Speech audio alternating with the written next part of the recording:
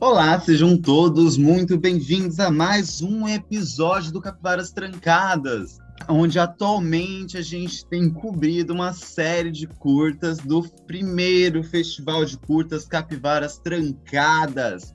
Sejam todos muito bem-vindos, ouvintes, sejam todos muito bem acolhidos. Hoje a gente vai estar dialogando em relação ao curta Os Últimos Românticos do Mundo. Este curta que está na categoria Cinema Queer, né? E a gente tem o prazer de receber Henrique Arruda aqui. Henrique, se apresente Oi, para os nossos gente. ouvintes. Arrasou, que massa tá aqui falando desse baby cor-de-rosa. Tô muito feliz. E vamos embora, vamos falar, vamos destruir mundos e construir outros aqui. Juntamente com nós estamos Juliana Segó. E, de novo travando, que ódio! Sobrenomezinho é meio difícil mesmo, né? Não é? Olá, ouvintes, um prazer estar aqui com essa honra de estar na presença do Henrique Arruda para falar sobre os últimos românticos do mundo. E eu sou membro do coletivo audiovisual Negro Quariterê, sou realizadora do audiovisual aqui da cidade de Cuiabá, do estado de Mato Grosso. Estou aqui para compartilhar esse diálogo, trocar ideia, ouvir bastante o Henrique, saber mais sobre o curta e bora lá. E para você que ainda não assistiu Os Últimos Românticos do Mundo, o curta está disponível no canal do YouTube. Então, aqui na descrição do episódio e no link do YouTube, você pode conferir este curta, que, instigando aqui a curiosidade, Os Últimos Românticos do Mundo, a gente acompanha 2050, onde o mundo está prestes a ser extinto pela tal nuvem rosa. E a gente acompanha um casal de jovens na sua peregrinação final pelos seus momentos de vida. E aí, para começar, eu gostaria de saber de Henrique, como que surgiu Os Últimos Românticos do Mundo? Desde ali da ideia inicial até a última cena gravada e a exibição. Uau, que jornada, meu Deus, são mais de 300 mil anos, assim, dessa jornada, mas vamos lá. O filme começou como um projeto muito pessoal, assim, que eu tinha sobre fim de mundo, sobre minhas referências pessoais, assim, o filme tem muito do que eu cresci assistindo, né? Tem muita referência à Sessão da Tarde, à Xuxa, aos filmes da Xuxa, aos filmes de várias coisas que me fizeram, assim, que me moldaram.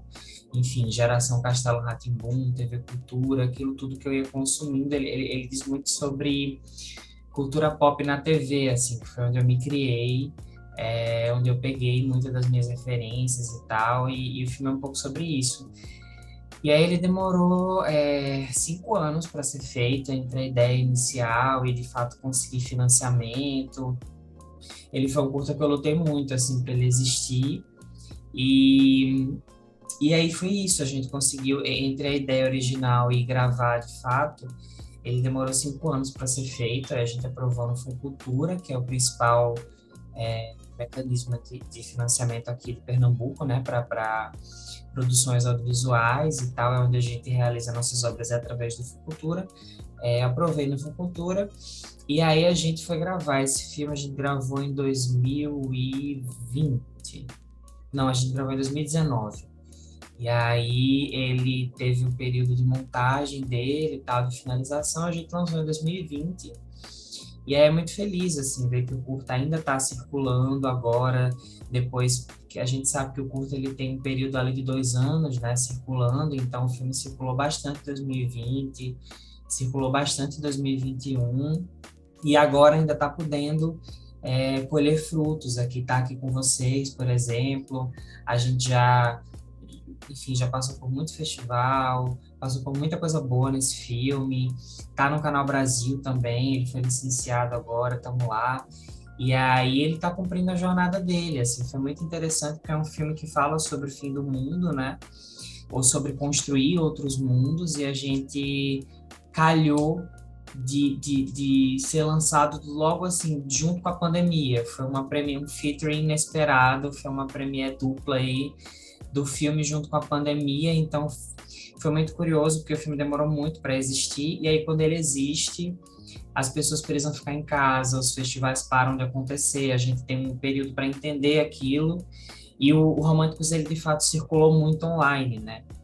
Então a recepção da galera era sempre muito legal, assim, de assistir um filme sobre fim de mundo, enquanto a gente estava entendendo também esse nosso mundo, se estava chegando no fim ou não, enfim, o que estava acontecendo. Mas houveram reações muito legais, assim, nesse processo, nesse período. Então é um projeto que a gente tem muito carinho, assim. Eu e toda a equipe, a gente é muito apaixonado pelo filme e acho que é um pouco disso. Eu percebo muito realmente dessas referências que você conversa, né, sobre a televisão brasileira, e eu acho que a partir disso você criou uma narrativa muito própria dentro do curta e muito louca, assim, ao mesmo tempo. A primeira vez que eu assisti o curta, eu tava, tipo assim, fascinado com todas as intermissões, os intervalos, porque realmente dá um clima muito diferente para essa história, né, que a gente está contando, né? Eu sei que não foi proposital o featuring da pandemia, né? A participação na Covid Tour que rolou aí, mas como que a história em principal aparece, assim? Essa história vem da onde? Esse romance aí? Não sei de um lugar específico, assim, mas acho que foi tudo junto. Acho que foi muito motivado pela cor, principalmente. Eu acho que eu sempre fui muito da cor rosa na minha vida. E aí acho que eu sempre cresci com todos esses signos, né? Tipo, a criança viada, afeminada, que gostava muito de rosa. Então, tipo, acho que a cor sempre foi talvez o mote principal da história toda surgir, assim. Eu acho que essa cor para mim é tão forte na minha vida que ela é capaz de criar uma nuvem que vai destruir todo o universo. Então, acho que a origem, assim, do rolê vem mais da cor do que necessariamente da história deles. E aí, para atrelar a cor, em algum momento da minha vida, eu acho que eu pensei numa nuvem rosa destruindo tudo, assim, que tivesse gosto de algodão doce e tal, que brincasse com essa ingenuidade. E aí foi surgindo a história, e é uma coisa muito louca, porque a gente vê que está muito longe ainda, né, dessas coisas acabarem, assim, por exemplo, desse julgamento por causa de uma cor acabar.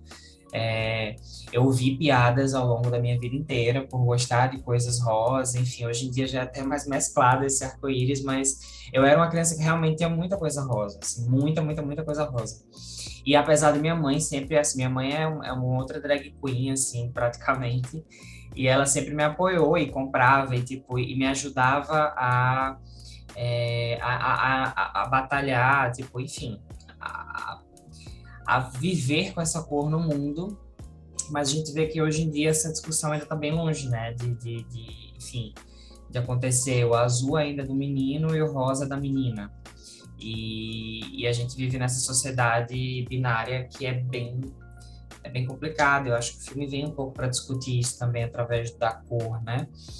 E aí é isso. E essa vontade de destruir mundos e começar outros, acho que é muito também sobre essa pesquisa de filmes sci-fi, de gênero, que eu gosto de fazer, gosto de brincar, e gosto de pensar também que eu queria muito ver personagens LGBTs em todos os tipos de narrativa. Então, na comédia, no drama, antes de ser um filme só LGBT, digamos assim, das pessoas, de passar realmente um filme na sessão da tarde, que seja, sei lá, um Star Wars, que os personagens sejam abertamente LGBTs, enfim, em sua essência, para que é isso. Acho que a gente, quem gosta de cultura pop, crianças viadas e trans, e, enfim, crianças LGBTs no geral, que sempre são muito ficcionadas por cultura pop, eu acho que precisam crescer com essas referências também, entende? Assim, a gente precisa ter estampado na camisa uma Mulher Maravilha que seja uma mulher trans. E eu acho que é isso que sabe, eu acho que é isso que é nesse sentido que o filme dar alguns passos, assim, para abrir essas discussões, e que eu vejo que muitos outros também. Acho que quando o romântico circulou, eu vi muitos outros filmes, assim, que a galera tá pensando a mesma coisa, sabe? Principalmente nos curtas-metragens, de trazer esses filmes que são distópicos ou utópicos, ou que criam uma outra realidade a partir de vivências LGBTs, para que a gente, é isso, sabe? A gente coloque nossos corpos em todos os tipos de narrativa. E aí eu acho que o Românticos é bem desse lugar. E aí foi surgindo tudo aos poucos depois, assim, a história dos meninos, que na verdade não são meninos, tão meninos. E é isso, assim, foi meio que essa caixinha de um mix de várias coisas. Eu tenho uma dúvida aí para o Henrique com relação à direção. Eu achei a atuação assim, muito espontânea, né? Eu fiquei pensando nessa construção do roteiro e como que você conduziu, assim, tem várias cenas ali que de tão espontâneas provoca assim, um humor de fato, assim, vários personagens que me causaram isso. E aí eu fiquei pensando ao longo do processo de você dirigindo, né? Como é que foi essa relação? Você deixou as atrizes, os atores atrelados ao texto, ou você deu essa liberdade do improviso sobre o texto para alcançar esse lugar mais humano, vamos dizer, real, de uma atuação que atinge dessa maneira, assim? Então, Juliana, eu acho que foi uma mistura, assim, tipo, eu sou muito apegada ao que eu escrevo, mas eu acho que até um certo momento, assim, porque quando a gente coloca realmente na boca de outra pessoa, e de outra pessoa que você entende que tem alguma essência ali, que é de fato do teu personagem, eu acho que você também tem que se abrir, assim, sabe, para as sugestões que ela traz. E aí eu fui muito isso com o elenco inteiro, assim, eles modificaram muito, digamos assim, uma palavra específica que ele, eu acho melhor essa, então vamos nessa. Então, assim, os diálogos, eles tiveram muita liberdade para criar dentro dos diálogos, principalmente o Cadu, que faz o Pedro, que é o personagem de cabelo rosa e tal. Ele acrescentou muito, assim, a jogada, sabe, ao jogo, assim. Ele que coreografou muita coisa da cena lá da Majex cantando brega, foi ele que trouxe uma noção de espaço ali para aquela cena, ele fez assim, os ping-pongs, inclusive esse filme fez muito teste de elenco para achar o seu elenco. E aí ele foi o primeiro ator que, tipo assim, eu falei, caraca, ele tem que estar no filme. E aí o Cadu foi muito generoso de fazer, inclusive, vários outros testes com outros atores para achar esse resto de elenco. E aí Cadu fez várias coisas nos testes que eram incríveis, assim, que estão no filme, por exemplo. O diálogo final deles, que eles falam assim, o Pedro fala, como tu acha que vai ser? E aí Miguel responde, rosa. Isso foi o improviso dos dois no teste de elenco, por exemplo. Eu chorei, assim, horrores, e aí trouxe pro filme. Charlene também fez muitas intervenções sendo, assim, divina, assim. Ela pegou aquele negócio de ela falar, assim... Ela fala que tem vocês dois sozinhos na estrada, vai que esse carro quebra. Então isso foi ela que trouxe também quando ela estava lendo o roteiro comigo. Então assim, eu sempre deixo muita liberdade para eles também se sentirem num lugar de conforto dentro do que eu proponho. E aí eu fui muito feliz assim nesse elenco, de verdade, porque eu acho que a química de Cadu e de Matheus é muito linda de assistir, assim. E eles se conheciam há relativo pouco tempo, porque eles estavam dividindo o mesmo grupo de teatro, e foi tudo, assim. E as mães que tem no filme também, a Raquel e a Charlene, elas são divas, assim, dos palcos aqui, que nunca tinham atuado. E que aí, assim, Charlene já tinha participado de um outro projeto, mas que foi construir na cabeça dessas mulheres também o quanto elas são atrizes, assim, elas são incríveis.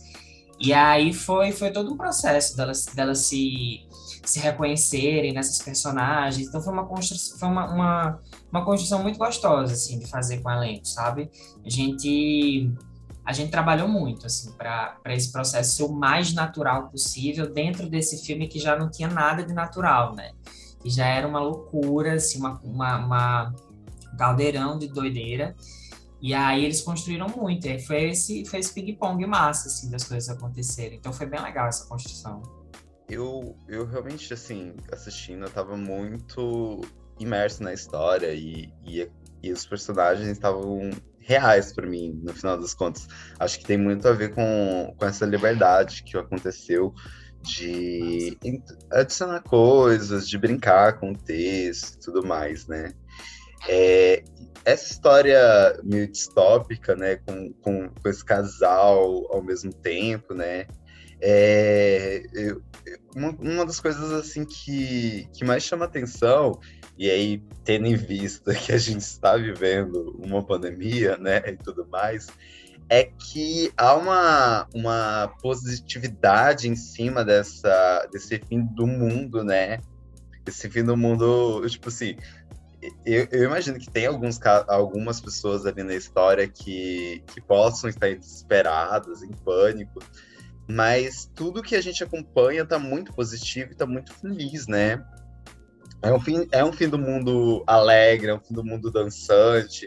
Acho que até a própria rádio que acompanha o casal tem essa positividade na história, né? Eles falam, tem uma parte que fala alguma coisa tipo abrace, beije, dance até o final.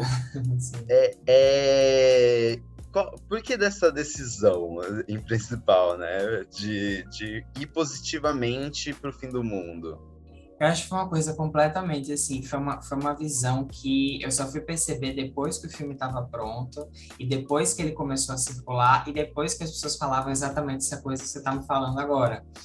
Mas o tom do filme, até então, eu achava que estava muito triste, por exemplo. E aí a galera disse, não, o filme é super feliz e tal. Mas, assim, de fato, existia uma contradição minha, porque eu sou a bicha depressiva, né? Eu sou a bicha que só faz filme para chorar, assim, no sentido de... Eu gosto muito eu acho que meu lugar é mais o drama do que a comédia, me sinto muito inseguro na comédia, e acho que é o caso do Românticos. O Românticos, ele é um filme feliz, que tem pitadas ali de alguma coisa cômica, mas acho que ele ainda não é uma comédia, assim, ele é um filme mais leve.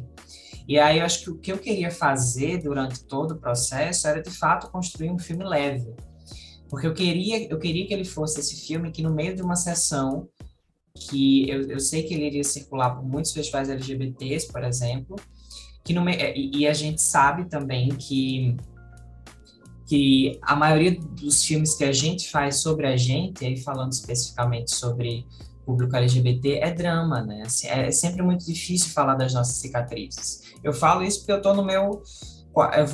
tô para lançar então o Românticos foi o terceiro e todos os outros tinham sido drama.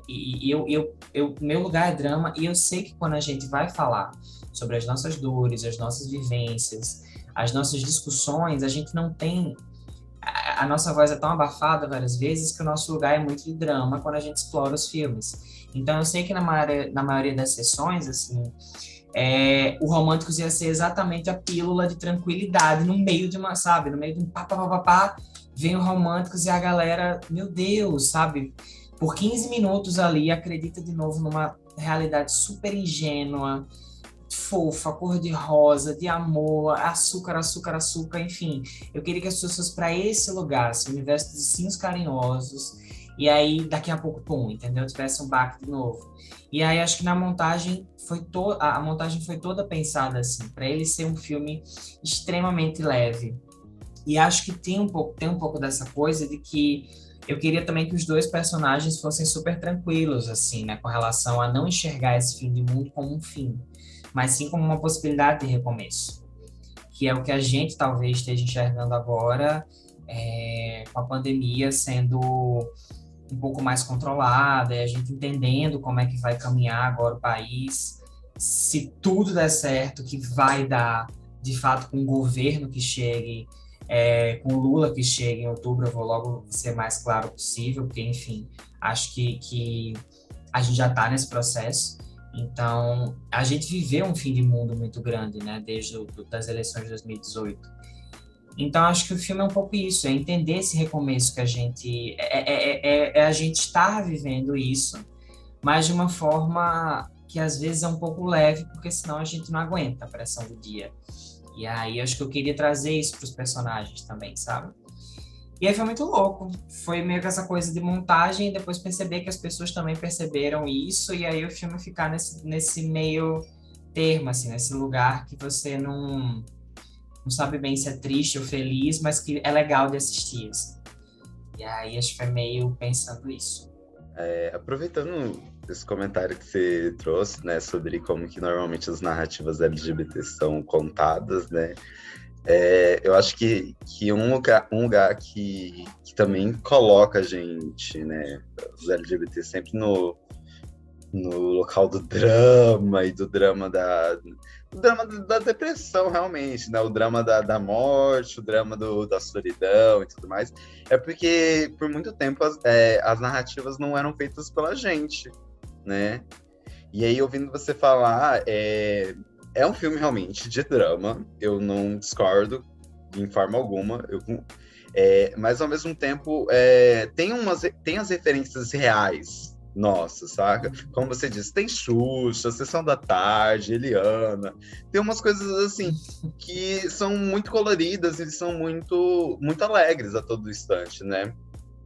Então, acaba que é um drama que realmente é real, se a gente for pensar em pessoas queers, né? Eu vou colocar pessoas queer porque a gente tem um dos personagens se caracteriza como drag e o outro fica num lugar de binariedade que, eu li pelo menos como um local de binariedade múltipla, né? E ali, binaridade não, né? Pera, corrigindo. De não binaridade? Exato.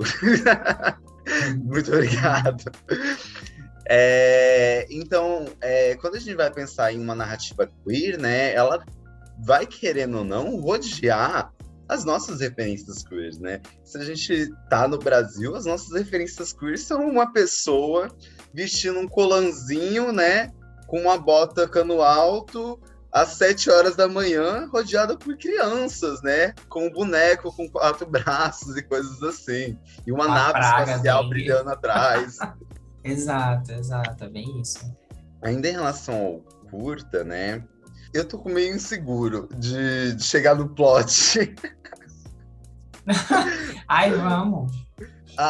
Então, a partir desse momento aqui da nossa conversa, você que está nos ouvindo, pausa isso aqui, vai assistir esse curta, e aí se retorna. Depois volta.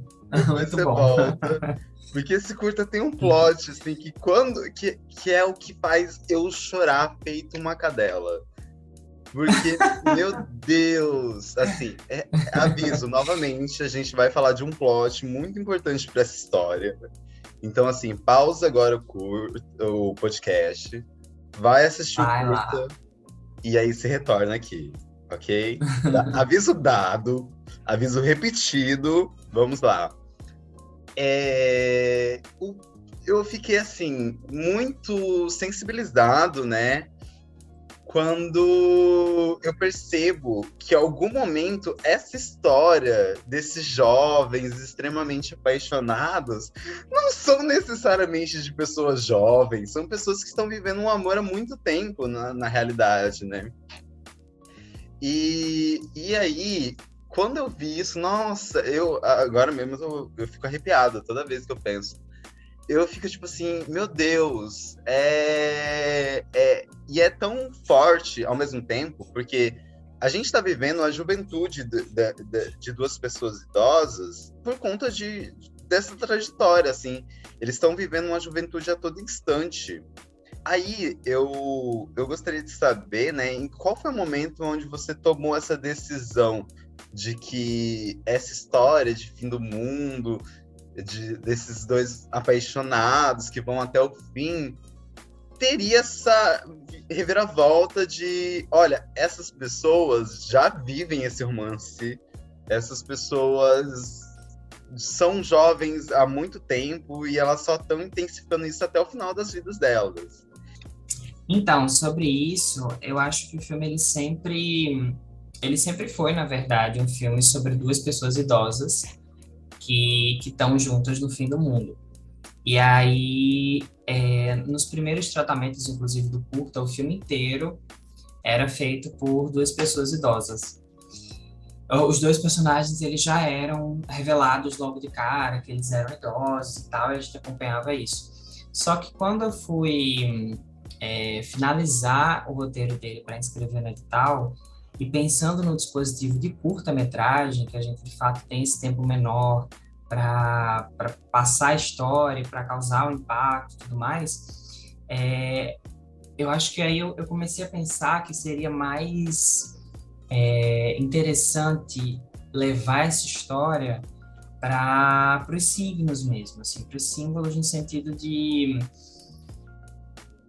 tanto de como eu encaro particularmente essa passagem de tempo, assim, que eu acho que a gente, quanto mais eu vivo, por exemplo, eu tô com 30 hoje, mas quanto mais eu vivo, mais eu vejo que a gente envelhece, mas é uma casca, sabe? Tipo, você por dentro ainda, às vezes, não acompanha a coisa. E aí eu vejo isso pela minha mãe mesmo, assim, minha mãe é desse jeito, se você for conversar com ela, ela parece uma adolescente, mas não que isso tenha a ver com irresponsabilidade, com maturidade, nada disso, mas é com o peso que você vai dando a essas coisas, sabe? É tipo Madonna, por exemplo, tá com a bunda de fora aos 60 anos e ser julgada por isso. Por que ela tá sendo julgada? Porque ela tá com a bunda de fora. Quer dizer que quando você tem 60 anos você não pode mais se botar um short, por exemplo, sabe? Então é nesse lugar de levar a velhice que eu não encaro. Inclusive, eu quero estar lá com os meus 60, 70 anos, vestido de Lady Gaga e Beyoncé, igual a eles lá, e acho que é tudo, sabe? Então, acho que eu achei, nesse momento final do roteiro, que levar a história para os signos, então, assim, se você for reparar, a gente tá falando o tempo inteiro que eles são mais velhos. Sim. Eles têm vários tiquezinhos nos diálogos que deixam uma interrogação. A estética do filme é inteiramente nos anos 80, ele é vintage, mas é futurista. Eles se comportam, às vezes, como um casal que, de fato, já tem uma química há muito mais tempo. Então, é um pouco como essas pessoas são na sociedade. Se você for num bar agora, se você for num bar hoje à noite, e você for realmente prestar atenção, a população LGBT idosa, ela tá lá também, em algum lugar, sabe? Mas a gente não vê.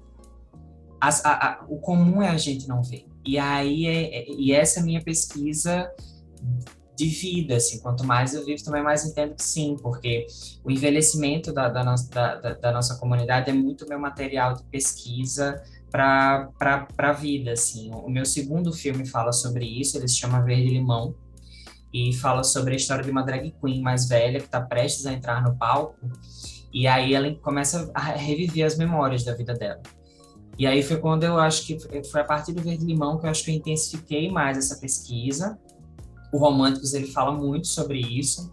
A banda também de Magex, as Lunáticas, ela é formada toda por mulheres trans que estão acima de 50 anos, que são divas aqui de Pernambuco. Inclusive, esse projeto vai gerar agora um outro projeto que a gente vai gravar também sobre as Lunáticas, é uma ficção sobre a banda, com mulheres trans também acima de 50 anos, então acho que é o próximo projeto que a gente deve gravar por aqui. Então, é meu material de pesquisa, de fato, né? De como a gente encara num país que não permite, muitas vezes, a gente ultrapassar uma linha, principalmente para pessoas trans, que a gente está cansado de bater nessa tecla que o Brasil é o país mais violento, principalmente para pessoas trans, que a expectativa de média de vida ainda é de 35 anos, existe um peso muito que a gente não está debatendo sobre envelhecer, sobre nossos corpos envelhecerem e serem vistos na tela. Então, acho que é meio que esse lance da minha pesquisa que eu encaro muito. Inclusive, aproveitando o timing aqui do podcast, eu vou lançar um resultado muito dessa pesquisa, não um resultado, mas um processo muito massa dessa pesquisa daqui a alguns dias, que vai ser um site que vai se chamar Filhos da Noite, que traz, a gente vai acompanhar em multilinguagem várias histórias de homens gays e mulheres trans entre 50 e 80, 90 anos, que a gente vai contar essas histórias em foto, em vídeo, em texto. Ele vai ser um projeto bem massa, assim, que está começando agora, mas que tem desdobramentos até muito mais para frente, assim, dessa pesquisa, mas a gente começa agora lançando esse site, então não sei quanto tempo, mas acho que o podcast vai ficar muito tempo, né, online, então você que tá vendo, tá ouvindo, enfim, vai lá, acessa o site filhosdanoite.com que a gente tá para lançar esse projeto aí. Mas é isso, acho que é muito por isso. Então, eu acho que todos os meus próximos projetos, inclusive, também tocam nessa tecla de alguma forma, sabe? E aí foi mais ou menos assim no Românticos. Tem uma dúvida que eu acho que concerne o Ricardo também, que é em relação a essa parte técnica, Henrique, que eu sempre que assisto um curta, né, tanto analisando a montagem, finalização, eu fico pensando nos modos de captação, né? Você coloca toda uma estética da década de 80 que foi implantada na finalização. E aí são algumas dúvidas, são 3 na verdade. Uma é quantas diárias que vocês levaram assim para rodar esse curta, porque são várias locações, enfim, muitos personagens. Qual foi o modo de captação, de gravação? Se vocês usaram, se você sabe qual câmera que foi utilizada, foi uma Sony, uma Black, enfim. E outra dúvida é em relação ao tempo do filme, né? Eu vi que você circulou em Tiradentes, tá no Porta Curtas, agora você falou que tá no Canal Brasil, e eu vi que o tempo do filme são 23 minutos e alguns segundos, né? E se isso foi uma limitação para você circular em outros festivais e mostras, porque a galera fica nessa, né, meio que desesperando quem faz curta, tipo, tem que ser até 20, né? Mas tá aí o teu filme com uma circulação boa, né, com esse tempo. Enfim, são dúvidas mais nesse campo, né, nesse aspecto técnico, de circulação. Uhum. Massa. A primeira sobre o tempo, né? A gente gravou foram 6 diárias. Mas esse filme foi um caos, assim, pra gente fazer, no sentido de que ele tinha muito mais coisa. E ele tinha um universo muito maior, que obviamente eu tive que ir podando e saber o que é que não entrava agora, para ele acontecer. Então, assim, eu precisei adaptar muitas coisas no processo de pré-produção, inclusive no próprio processo do set mesmo, assim, que teve muita coisa, enfim, corrida e tal, mas foram 6 diárias, algumas cenas cortadas, muitas cenas, inclusive, que não entraram também na versão depois final e tal, muitas outras coisas que a gente gravou, a gente brincava dizendo que parecia um longa que a gente estava gravando, pelo tamanho do universo, assim, pelo mergulho que a gente fez, que foi muito intenso, foi muito massa, parecia um longa de fato, mas ele foi gravado em 6 dias. E aí a gente tinha um processo de viagem, inclusive, muito maior, mas a gente teve que, obviamente, diminuir tudo. Ele foi gravado em Recife. Basicamente, a maioria das locações, ela se passa num prédio que existe no centro de Recife, que chama Edifício Pernambuco. A gente acabou adaptando muito das locações para lá, mas algumas outras não. De fato, ele foi um filme com muita locação, assim. Ele tem, digamos, 60% do filme gravado...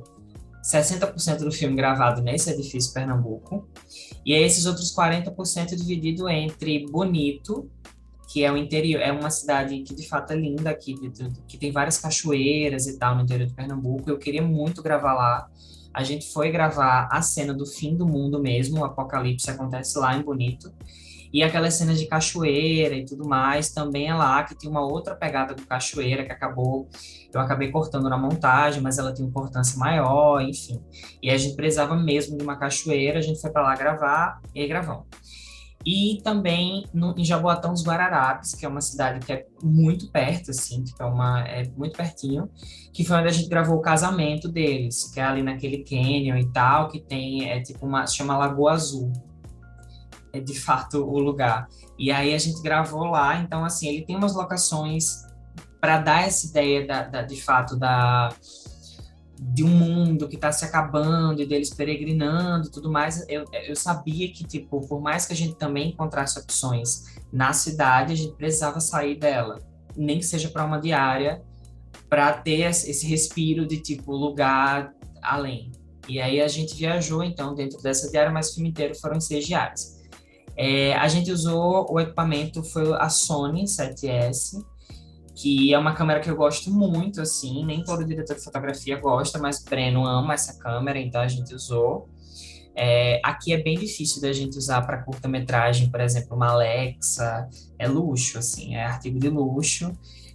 Ou no máximo, passando da Sony, você vem para uma Blackmagic, que eu já não gosto muito da Black, e aí já é uma polêmica, porque a Black é muito amada, assim, por todo mundo, mas eu não gosto muito, apesar de que meu próximo curta também é gravado com uma Blackmagic, ficou massa e tal, mas eu gosto muito da Sony. E aí a gente gravou com a Sony e depois teve um processo muito forte mesmo, assim, de estragamento dessa imagem na pós, para dar essa ideia do VHS, das coisas que tem e tal. Então foram 1 bilhão de plugins, foram tipo umas coisas assim de finalização e tal, bem específicas para chegar nesse resultado dessa imagem. E qual era a outra mesmo? Ou foi tudo?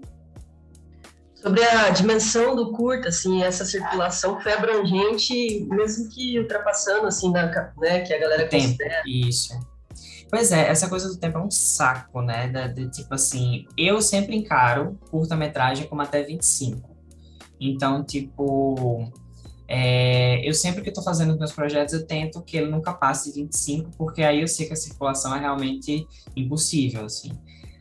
Mas eu cheguei até a editar uma versão menor desse filme, tipo, ele tem uma versão com 20 minutos, mas é impossível, assim, ele precisava mesmo estar entre 20 e 25 minutos. E a maioria dos festivais que eu fui passando, acho que ele só não passou, assim, eu acho que até mandei, pronto, acho que eu fiz essa versão de 20 minutos para Gramado, mas ele não passou em Gramado. Mas, assim, Gramado acho que só permite até 20, e aí como é um festival mais importante e tal, a gente fez esse exercício de tentar ver se rolava mesmo essa versão menor. Aí eu cortei ela de 20 minutos, mas mutila, assim, total o filme. Aí eu desencalhei, sabe, assim, acho que depois, eu vivi muito isso nos meus 2 anteriores. No Ainda Não Fiz Uma Canção de Amor, que eu lancei em 2015, e no Verde Limão, que eu lancei em 2018. Dessa coisa de, ai meu Deus, não pode ter muito tempo, senão não circula, bababá. No Românticos, eu meio que taquei o foda-se, falei assim, quem tá perdendo é o festival. Então, tipo assim, a minha história tem 23 minutos. Se você não quiser, problema é seu. E aí, acho que depois de Gramado, principalmente, eu falei, problema é de Gramado. Não tô nem aí pra Gramado, assim, tipo, problema de Gramado. Aí, ou seja, eu fui mandando pra... Aí, de fato, assim, houveram festivais que não rolou, porque era mais tempo, mas eu acho que a maioria ainda consegue abarcar os 25 minutos. Tem uns mais chatinhos que, tipo, de fato, alguns outros, inclusive, é 15 minutos, que eu não entendo na minha cabeça, assim. Tipo, você vai fazer um festival aí, ai não, só passa 15 minutos. Eu até entendo, porque existem algumas coisas de programação, de tempo que você tem nas salas de cinema, que você quer abarcar mais filmes e tal. Mas eu acho que às vezes é até meio desrespeitoso, sabe? Assim, tipo, é tão difícil fazer e a gente sabe que nenhum curta-metragem é feito de uma forma simples, assim. Tipo, ai, não, sabe? Ganhei muito dinheiro, é uma super produção, tem muito investimento. Poxa, é tão difícil fazer, sabe? Vamos permitir que as pessoas... E aí a curadoria faz esse papel. De repente, acho que a curadoria pode chegar e dizer, ah, não, a gente tem esses 5 filmes que a gente quer exibir, eles duram 25 minutos, e tem esses aqui de 15. Ah, vamos mesclar e vamos... Tudo bem, a gente tira alguns de 25 e bota outros de 15, mas acho que essa imposição não deveria vir já do próprio festival, que diz assim, ah, não, a gente só aceita 15 minutos. Eu acho paia, sabe, assim, acho fuleiro, mas entendo esse lugar também, de verdade, assim, eu sei que às vezes, principalmente quando o festival é presencial, você tem que respeitar um tempo ali que dura, que custo, né, de você alugar uma sala e tudo mais, então eu sei que existe esse lugar. Mas hoje eu tô bem desencanado, assim, com isso. De verdade, assim, o próximo que a gente vai lançar tem 15 e pouquinho também. Mas acho que não foi em nenhum momento uma decisão que eu disse, ah, não, tem que ter 15 porque senão não circula. Foi mais uma decisão de você sentir mesmo até onde o filme vai e aí rolar, assim. Mas acho que é uma dica, inclusive, que eu dou para as pessoas que estão editando seus filmes, assim. Tipo, não mutilem suas ideias para achar que elas não vão circular. Porque, de fato, tem espaço e acho que vai tudo construindo muito naturalmente. Você sente, assim, quando um filme ele tá apressado para acabar. ou quando o filme também passa do tempo, você sente, sabe? E aí eu acho que isso é muito um lugar de montagem, assim, é de você revisar, de você perceber até onde vai ser o filme. Então respeite isso e nunca de verdade, nunca coisa não. Até porque é rolê, é curta, gente, a pegada é outra. Assim. Quando é longa-metragem, aí de fato, sei lá, você tem esse luxo de tentar fazer uma obra que seja mais curta ou mais longa, porque você tem dinheiro para isso. Não, curta-metragem só deixa, assim. Vai ter lugar para ele, com certeza. Ninguém aqui é um Zack Snyder que vai fazer um filme de 4 horas e vai ser aceitado pela sociedade em paz. Pois é, né? Inclusive, o Zack Snyder recebeu para fazer essa versão de 4 horas. Entendeu? Ele recebeu, se ele quiser fazer uma de 10 agora, ele vai receber milhões por isso.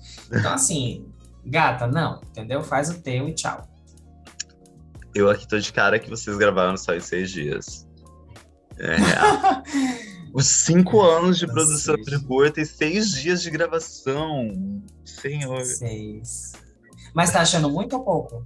Eu tô achando pouco. Eu acho que tem muita cena ali, muita coisa, muita história. E 6 dias de gravação. Foram os 6 dias mais absurdos da minha vida, assim, pra caber tudo aquilo. Mas foram 6. E também porque a gente deu sorte de achar muitos lugares que, tipo assim, você vira a câmera pra cá e tem uma, sabe, existe um outro universo ali. Então, foi importante investir nesses lugares fora de Recife, porque nesses lugares a gente, tipo assim, apontou a câmera pra cá é uma coisa, apontou pra cá é um cânion, apontou pra lá tem uma montanha. Então, você consegue, acho que é muito de pesquisa de locação, sabe? Sim. E aí foi bem importante. É uma dúvida, assim, só que eu tive é em relação a essas cenas externas. Como que foi gravar elas? Porque, tipo assim, eu fico pensando, vocês tiveram sorte, vocês pararam a rua, vocês meteram os 2 carros ali e falaram, ninguém vai atravessar aqui não, caralho. Porque, tipo, há um vazio muito grande no filme todinho nessas cenas externas. E aí, tipo assim, quando vocês estão numa cachoeira, é porque é uma cachoeira. Mas quando vocês estão na rua... Não, assim, essas cenas externas mais urbanas que tem no filme, tipo assim, aquela da banheira, eles saindo com o carro e tal, a gente gravou no centro de Recife, que por natureza já é muito abandonado nos domingos, por exemplo. E aí foi quando a gente começou a gravação. A nossa diária, ela começou no domingo, gravando pelo centro mais vazio. E aí não foi tão um desafio, mas apesar que foi um desafio, por exemplo, para gravar ali aquela cena da banheira, que inicialmente começava o filme, antes era a primeira cena do filme, acabou indo ali para um meio, a gente de fato fechou uma rua da ponte, porque a ponte tem 2 vias, a gente fechou uma, e aí assim, completamente surreal, mas a prefeitura só permitia fechar uma via, então a outra ficava passando o carro do mesmo jeito. Mas aí a gente enquanto gravava, de fato o platô estava ali e tal, tentando dar uma amenizada na galera, mas domingo é um dia também que a galera que anda de bike anda muito cedo ali pela ponte. Então a gente teve problema mais com a galera da bike, assim, do que com carro e qualquer outra coisa. Porque eles queriam passar e tal, a gente sempre assim, entre um take e outro, deixava um tempo e tal. Aí aquela cena da banheira foi meio caótica, mas de resto foi bem tranquilo, assim, porque o centro já é bem vazio. E os outros lugares foi de fato isso, assim, aquela cena do fim do mundo, a gente teve um apoio da prefeitura lá de Bonito, que de fato interditou as vias, assim, foi muito chique. Eu me achei assim, tipo, Globo, entendeu? Porque, de fato, a polícia rodoviária lá interditou, assim, deu pra gente o tempo que a gente quisesse. Não, estão gravando um filme. E aí, assim, super respeitada, a gente gravou. E a estrada inteira tava vazia, né, pra gente. Aí, quando dava, acho que, se eu não me engano, de 20 em 20 minutos, quase 30 ali, a gente parava, os carros passavam, a gente voltava e gravava e tal. Mas era muito importante para mim sentir esse vazio também no filme. Assim. E aí a gente foi procurando muito esses dias vazios ou esses lugares que por natureza já são vazios. Então foi bem massa isso. E a gente tá meio que chegando no final do nosso tempo estipulado. Talvez a gente extrapole um pouquinho rapidamente. Mas só para finalizar mesmo, uma última questão. Você chegou a citar que esse que esse curta é fruto de um edital, né? Aí eu queria que você dialogasse um pouquinho sobre esses financiamentos de cultura, principalmente na questão do audiovisual, qual foi o edital em principal e todas essas questões, assim. Ele foi meu primeiro filme com orçamento, né? Tipo assim, o Românticos foi a primeira vez que eu, de fato, ganhei um edital para fazer. Então, que foi esse edital que a gente tem aqui em Pernambuco, que é o Funcultura, ele chama Funcultura Audiovisual.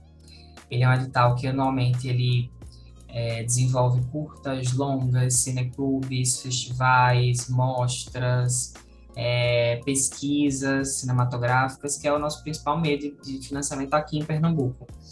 E aí o Românticos, porque eu passei também um tempo morando em Natal, no Rio Grande do Norte. E eu comecei a fazer filmes lá. Depois foi que eu voltei para Recife, eu sou de Recife mesmo.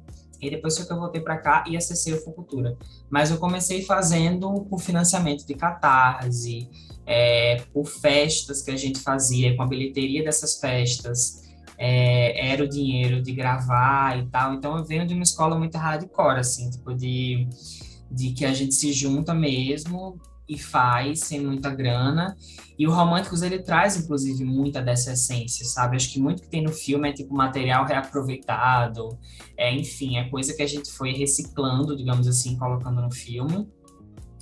E acho que é isso, assim, a gente é muito feliz aqui em Pernambuco, apesar dos pesares, que tem muitos problemas também, mas acho que apesar dos pesares, a gente é muito feliz aqui, tendo esse edital que sai anualmente, e anualmente a gente tem uma produção muito rica, tanto criativamente quanto não financeiramente, porque enfim, mas a gente tem esse incentivo, esse apoio que dá para realizar.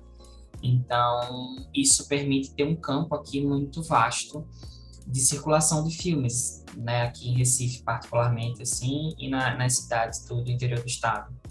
Porque o Funcultura, ele abrange tanto a capital quanto, enfim, todo o estado. Então, a gente, de fato, tem uma produção muito contínua de curtas-metragens aqui e tudo mais, que são possibilitados por esse edital. Mas eu sei que não é uma realidade inteira, né, do Brasil, principalmente do Nordeste. Quando eu morei lá em Natal, a gente não tinha nenhum edital para cinema. Então, é um edital permanente. Ele é uma lei aqui em Recife, e aí, por ser uma lei, ele sai todo ano. Então, a gente já existe segurança. Ele sai, obviamente, assim, já faz... A Ancine meio que tá parada, né, há 4 anos, e aí ele sai todo ano com um aporte também da Ancine, que acaba multiplicando o valor do edital. Mas nos últimos anos, como esse aporte tem sido muito inconstante da Ancine, o edital tem diminuído bastante, assim. Tipo, ano passado, inclusive, foi um corte de quase 50%, assim, do valor total. Esse ano também segue para o mesmo, mas ainda assim ele sai anualmente. Então, tipo, anualmente a gente já se prepara para esse momento de escrever nossos projetos, de tudo mais. E ele, de fato, apoia muitas linhas, né? Então, assim, todos os festivais daqui de Recife, eles são financiados pela Funcultura, todos os longas-metragens, que a maioria dos que vocês veem, assim, tipo, sei lá, até Bacurau, por exemplo, que é um grande exemplo. Bacurau também teve incentivo do Funcultura, fora vários outros recursos. Então, assim, é realmente o nosso principal meio de financiamento, tanto para quem está começando, quanto para quem está num outro estágio, quanto para um Kleber Mendonça, por exemplo, que, enfim, né, não tem nem o que falar dele, mas, enfim, ele também acessa esse edital e todo mundo meio que conecta por ele. E aí ele é realmente uma forma muito... Ele é uma exceção dentre os outros estados, assim. Alguns, Fortaleza também tem muito investimento, e o Ceará também tem um investimento muito forte lá de cinema, Salvador também, mas alguns outros não, assim, são mais sazonais, são editais que a galera nem todo ano conta e tal. Então, aqui em Recife a gente ainda consegue ter, e aí o Românticos, ele teve meio que essa história de ser o primeiro com financiamento, e foi muito feliz por isso, assim, por mais que também tenha faltado muita grana para fazer o filme, mas foi meio que isso, assim. Ai, infelizmente a gente bateu o nosso horário. Eu fico triste porque eu acho que a gente podia aqui continuar conversando por horas e horas e horas. Da mesma forma que eu também acho que esse curta poderia ficar rodando por horas e horas e horas na minha TV que eu assistiria.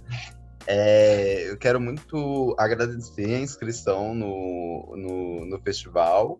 em principal, porque é a primeira edição, é um festival pequeno, assim, se a gente for botar em comparação, né? Mas eu gostaria de agradecer muitíssimo a inscrição dos Últimos Românticos do Mundo. E gostaria muito de agradecer também a disponibilidade, né, dessa horinha pra gente trocar essa ideia, dialogar, porque quando eu idealizo o Festival de Curtas do Capivaras Trancadas, né, o podcast já existia antes, mas eu idealizo ele no espaço de não só da exibição, né, onde existe o diálogo em relação aos curtas, mas também a gente dialogar em relação aos produtores, né, ao caráter de produção, às histórias que estão por trás desses curtas. Então eu fico muito feliz de a gente estar conseguindo manter esse bate-papo, né? E para você que não escutou o meu aviso de spoiler, não foi assistir o curta naquela hora que a gente avisou que tinha spoiler, o curta está disponível no YouTube por um período de 2 meses. Mas caso vocês se inscrevam em um outro festival muito chato, que não permite exibição, seja lá por quê, né? É só mandar um e-mail pra gente e a gente tira os Últimos Românticos do ar, tá ok? Beleza, não, gente, eu que agradeço, Juliana e Rico, pelo papo, assim, foi muito massa, e acho que não existe isso de festival pequeno, todo festival é uma guerra para ser feita, eu imagino que vocês também estão aí, tipo, enfim, enfrentando várias adversidades para colocar no ar, então, por favor, continuem, vamos para a segunda edição, enfim, quero muito trazer outras obras também para cá no futuro, e acho que a gente está precisando disso, assim, a gente está precisando sempre de lugar para exibir, e acho que a gente precisa sempre incentivar o surgimento, o fortalecimento da galera que está aí dando a cara a tapa para exibir os curtas da forma que seja. Então, gente, muito massa. Eu que agradeço pelo papo, as perguntas foram incríveis, Juliana e Rico. Primeira vez que eu falei sobre coisas tão técnicas, por exemplo, do filme, de câmera e tal, a galera sempre mais as perguntas mais criativas, né? Então foi massa o papo. E é isso, gente. Brigadão, eu que agradeço. E então, para você que está ouvindo, continue acompanhando o Festival de Curtas Capivaras Trancadas, dá uma olhada no nosso Instagram, dá uma olhada nos outros curtas, e não esqueça de votar no seu curta favorito desse festival. O link para a votação está na descrição do episódio e também está no nosso link do Instagram, na bio do Instagram. Então é isso, beijos e até a próxima. Este podcast faz parte do movimento LGBT Podcasters. Conheça outros podcasts através da hashtag LGBT Podcasters ou do site www.lgbtpodcasters.com.br.